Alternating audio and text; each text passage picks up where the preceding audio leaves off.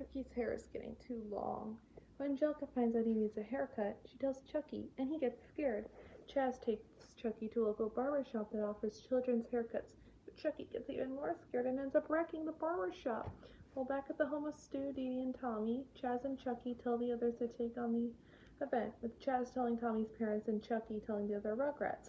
Chucky spilled a case of industrial strength cologne, got into a barrel of hair. No, industrial strength cologne, got into a barrel of hair, knocked over a tub of lather, crashed into a shelf of shampoo, and broke a cardboard cutout of Crew Cut the Clown in two. Chaz expresses his embarrassment, but Stu and Dee Dee assure him he's had worse things happen. Angelica keeps scaring Chucky into thinking that his haircut's going to hurt, but Susie tries to assure him that getting your haircut doesn't hurt. While the adults are thinking of various ways to cut Chucky's hair, the Rugrats are trying to help Chucky not be getting scared of his haircut. Susie even attempts to hypnotize Chucky into not being scared. In the end, the adults decide that the best way to make Chucky not scared of getting his haircut is to show him that getting a haircut really doesn't hurt. They decide to let Chucky cut off some of Chaz's hair, which Chucky does, but he goes a little overboard and ends up cutting off a lot of his dad's hair. This causes Chaz to cry, but Chucky interprets this as proof of getting your haircut does hurt. In the end, Chucky decides to go through with getting his haircut, realizing that he can't live in fear for the rest of his life. He and his dad go to the barber shop, and both of them get their haircut, with Chucky going first.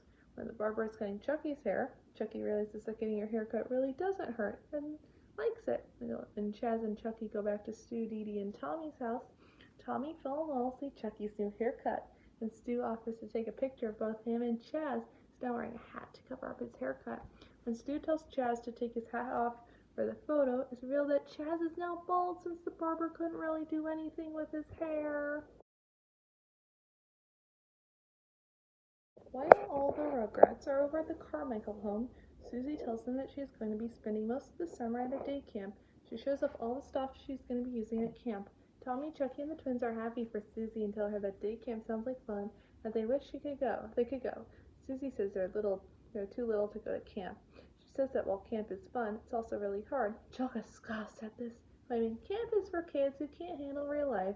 Susie tells Angelica that camp in general is a lot harder than you think it is, but Angelica brags that she couldn't handle camp, even going so far as to say, they'd probably make me the boss of the place for my first day. After Angelica leaves, Susie gets an idea on how to get back at her.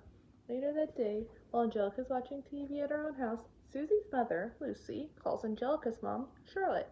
After they're done talking, Charlotte goes to talk to her husband, Drew. Susie permusively told her mom that when Angelica heard about day camp, she got excited about it. Lucy convinces Charlotte and Drew to enroll their own daughter in the day camp that Susie's going to. They decide to do so. Angelica ends up being very against the idea. She screams and cries and tries to convince her parents to not enroll her in the camp by telling them that she's special, which makes them determined to send her. The next day, Angelica, with all her stuff in tow, is on a bus bound for the day camp with a bunch of other kids who are going. After she and the other kids get to the camp and meet the director, a man named Jack Bubble, Susie comes up to Angelica, realizing that Susie was the one who ultimately convinced her parents to enroll her in the camp. Angelica gets mad at her, but Susie tries telling Angelica that camp really is fun and points out some of the activities they can do, such as swimming in the lake, hiking through the woods, and even going on obstacle course. Angelica doesn't want to participate, but she gets caught by one of the counselors and is forced to participate in these activities.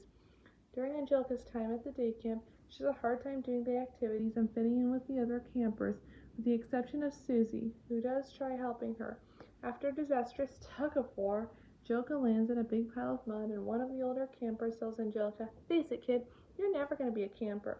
Susie helps Angelica out of the mud and realizes that maybe some kids aren't meant to be campers, but Angelica shouts, "No! As Bob my Witless, I am going to be a camper. I am!" Susie helps Angelica improve at the camp activities, ultimately fit in with the other campers. Angelica greatly improves and ultimately has fun at the day camp. When Angelica gets called to Mr. Bubble's office, Susie and the other campers get worried for Angelica. After getting to the director's office, however, it turns out that Angelica's not in trouble. Her parents have simply come to pick her up early because the three of them are going to have dinner at Stu and Dee Dee's house that night. Angelica is surprised to find herself not wanting to leave. As Angelica is taken away, Bodie, Susie, and the other campers start chanting her last name, Pickles, out of respect. When Angelica hears the kids all chanting her name, she feels that she's on cloud 9 and is left happy that she got to attend. All the other kids chant Pickles one last time. Their voices echo.